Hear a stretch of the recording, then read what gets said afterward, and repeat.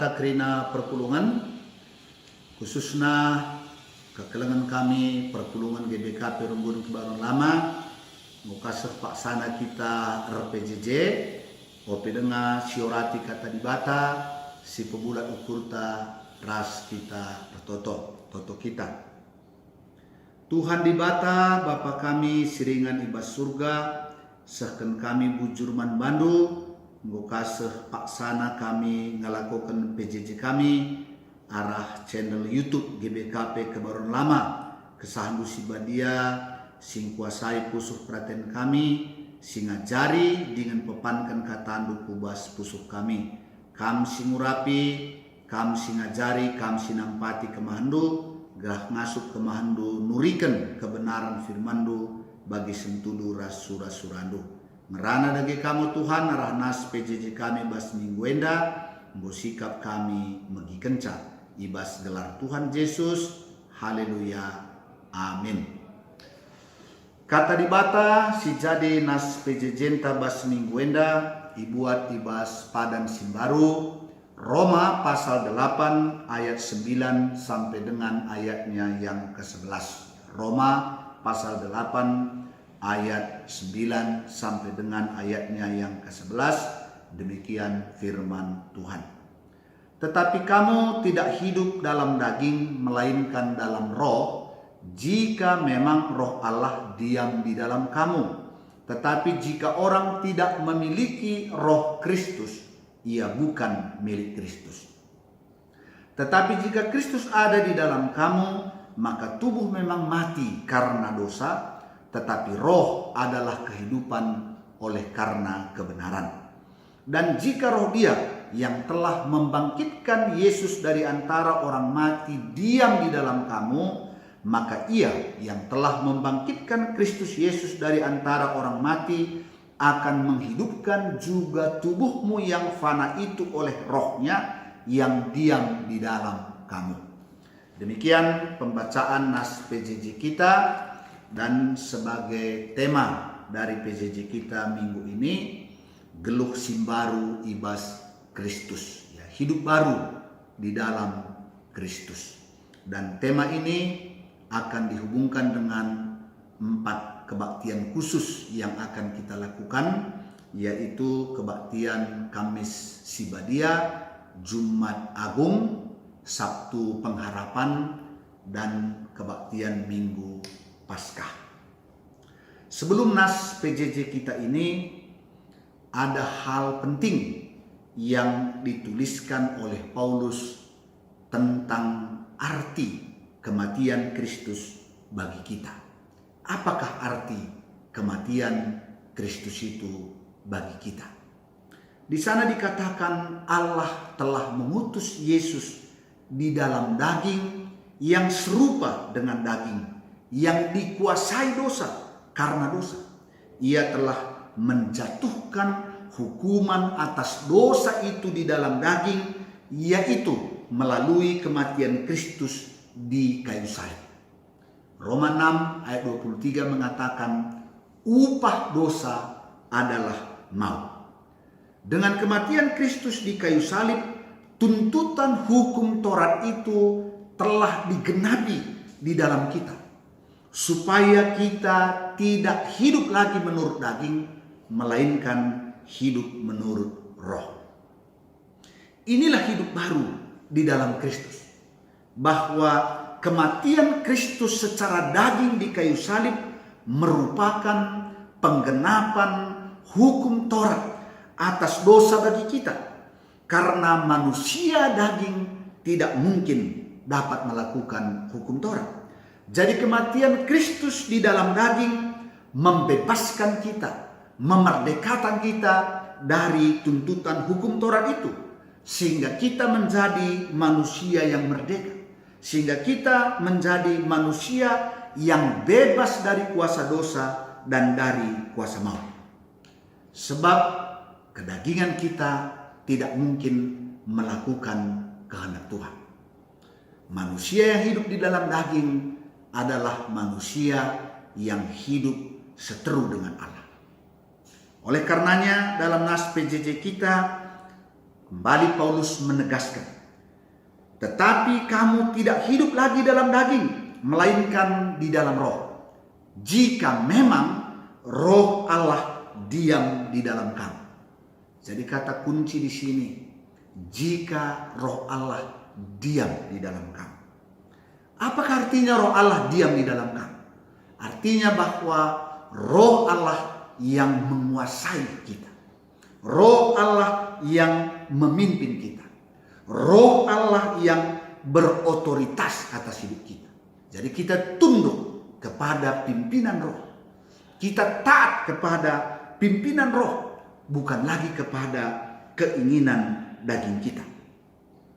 Karena setiap kali kita tidak melakukan kehendak kita. Dalam Galatia 5 ayat 17, Paulus menegaskan bahwa setiap kali kamu tidak melakukan kehendakmu, melainkan apakah kamu melakukan kehendak Allah, yaitu dipimpin oleh roh, atau kamu melakukan kedaginganmu. Jadi dua kekuatan ini senantiasa menguasai hidup kita. Jadi di sanalah peran kita. Di sanalah tanggung jawab kita. Apakah kita memberi diri kita dikuasai dan dikendalikan oleh daging yang memimpin kepada kebinasaan, atau kita memberi hidup kita dipimpin oleh roh yang menuju kepada kehidupan dan damai sejahtera? Jelas memang bahwa tubuh yang kita kenakan pada waktunya harus mati karena dosa. Tetapi roh adalah kehidupan yang dapat menghidupkan tubuh kita yang fana ini untuk melakukan apa yang berkenan kepada Tuhan. Karena itu kuasa daging dan roh setiap kali berperang di dalam diri kita. Dan sebagai orang-orang yang telah ditebus, kita harus menyerahkan diri kita, diberi supaya dipimpin oleh Roh Kudus supaya kita melakukan kehendak Tuhan. Dalam ayat 11 sekali lagi Paulus menegaskan, jika roh Dia yang telah membangkitkan Yesus dari antara orang mati diam di dalam kamu, maka Ia yang telah membangkitkan Kristus dari antara orang mati akan menghidupkan juga tubuhmu yang fana itu oleh rohnya yang diam di dalam kamu. Jadi sekali lagi, turang rasenina, perpulungan si kelebih Tuhan. Kata kunci di sini ialah jika roh Allah diam di dalam kamu. Dan kekuatan kuasa roh Allah yang diam di dalam kamu itu, di dalam diri kita itu, sama dahsyatnya dengan roh yang membangkitkan Yesus dari antara orang mati. Sehingga Dia sanggup menghidupkan tubuh kita yang fana ini, tubuh kita yang harus mati ini, menjadi tubuh yang hidup untuk melakukan apa yang berkenan bagi Tuhan, untuk melakukan apa yang baik, apa yang benar, melakukan kasih dan keadilan di dalam kehidupan kita. Inilah hidup baru, Bapak Ibu, bahwa daging tubuh kita tidak lagi menyerahkannya kepada keinginan-keinginan daging, melainkan tubuh yang fana ini kita serahkan kepada roh sehingga Dia menghidupkannya untuk melakukan apa yang berkenan bagi kemuliaan nama Tuhan. Oleh karenanya tema kita hidup baru di dalam Kristus. Dan tema kita ini tadi seperti yang sudah disampaikan di depan dikaitkan dengan 4 kebaktian yang akan kita lakukan. Yang pertama yaitu Kamis Sibadia. Bagaimana Yesus bergumul dalam doa-doanya sebelum penderitaan dan kematian itu Dia jalani di dalam hidupnya. Kemudian Jumat Agung Dia mati bagi kita. Dia disalibkan untuk menebus dosa-dosa kita. Kemudian di Sabtu Pengharapan, bagaimana murid-murid hampir putus asa, murid-murid ketakutan, murid-murid semua mengurung diri. Tetapi kemudian di Minggu Paskah semuanya menjadi berubah. Karena Kristus bangkit, Kristus mengalahkan kematian. Dan keempat, momen ini, kebaktian ini adalah dasar hidup baru orang Kristen. Karena penderitaan Kristus, karena kematian Kristus, karena kebangkitannya itu, kita menerima hidup baru. Kita menerima benih yang kekal di dalam kehidupan kita. Oleh karenanya 4 momen ini harus menjadi perenungan bagi kita. Itulah dasar hidup baru bagi orang-orang Kristen. Karena tanpa kematian, tanpa kebangkitan Kristus, hidup kita tidak ada artinya. Artinya bahwa kita akan tetap hidup di dalam daging. Tapi melalui kematian dan kebangkitan Kristus, kita menerima Roh Allah, kita menerima Roh Kudus yang diam di dalam hidup kita, dan dialah yang memimpin kita untuk melakukan hal-hal yang berkenan bagi kemuliaan nama Tuhan. Yang kedua, apa kaitan hidup baru dan pandemi corona? Hidup baru di dalam Kristus membuat kita tetap tenang. Kita tidak panik. Kita tetap sabar. Kita tetap menguasai diri. Bahkan dalam keadaan seperti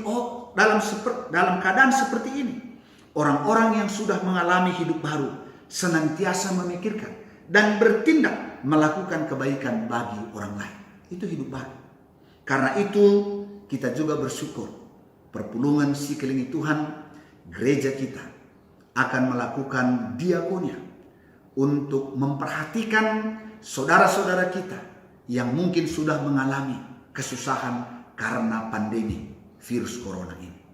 Oleh karenanya Diakonia Runggun akan melakukan tindakan kasih.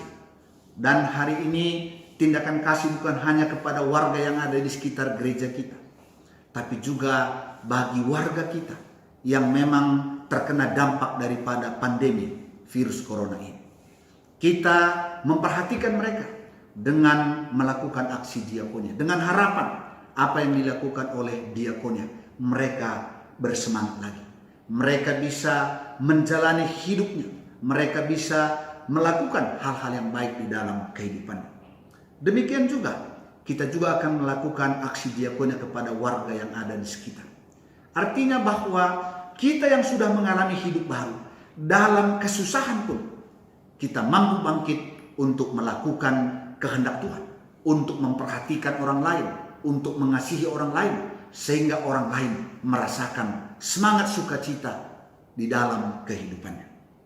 Yang kedua, apa hubungan hidup baru dan pandemi corona? Bapak Ibu, saudara-saudara yang terkasih, mungkin corona dapat menjadi jalan seseorang mati, meninggal dunia. Tetapi firman Tuhan juga mengingatkan kita bahwa tubuh yang fana ini memang harus mati karena dosa. Mungkin corona hanyalah jalan bagi seseorang harus menggenapi hukuman atas dosa itu. Tapi sebenarnya tanpa corona juga, bahwa tubuh yang fana ini pada waktunya harus juga mati. Karena masa pakainya menurut Mazmur 90 hanya 70 sampai 80 tahun. Jadi virus corona tidak membuat kita panik. Karena memang tubuh yang kita kenakan ini, baik oleh corona ataupun tidak, pada waktunya juga akan harus kita tanggalkan. Karena masa berlakunya 70 sampai dengan 80 tahun. Kalau diberi Tuhan lebih, itu adalah anugerah. Tapi kita bersyukur. Mengapa? Karena orientasi hidup kita bukan lagi hanya kehidupan di saat ini, melainkan kita memiliki pengharapan oleh karena kebangkitan Kristus, yaitu kehidupan kekal di dalam kerajaan. Jadi hidup baru membuat kita tetap tenang karena kita percaya kehidupan yang sesungguhnya ialah kehidupan setelah kita menanggalkan tubuh yang fana ini, dan kita akan mengalami segala kebaikan Tuhan, segala kemuliaan Tuhan di dalam kerajaannya. Oleh karenanya, mari tetap semangat. Karena itu kita akan mengikuti baik kebaktian Kamis Sibadia, Jumat Agung, Sabtu Pengharapan, dan kebangkitan Paskah. Biarlah semuanya itu membawa sukacita kepada kita. Karena itu melalui PJJ ini kami mengingatkan bahwa kebaktian Kamis Sibadia akan dilaksanakan secara live streaming, secara klasis, dimulai dari jam 17. Jumat Agung juga secara klasis live streaming akan disiarkan dari GBKP Jakarta Pusat. Kemudian Sabtu Pengharapan live streaming secara klasis akan disiarkan dari GBKP Rumbun Kebaruan Lama pukul 17. Dan Paskah Kebangkitan Kristus kita juga akan melaksanakan secara live streaming, tapi secara GBKP, secara sinodal, yang akan disiarkan dari Modraman GBKP Kabanjahe Kota. Oleh karenanya mari kita semua mengikutinya, karena semuanya itu ialah menguatkan iman kita, menjadikan kita menjadi orang-orang yang hidup baru di dalam Kristus dan memiliki pengharapan di dalam Kristus. Inilah firman Tuhan yang boleh kami sampaikan. Tuhan memberkati, Tuhan si masuk-masuk kita kerinana.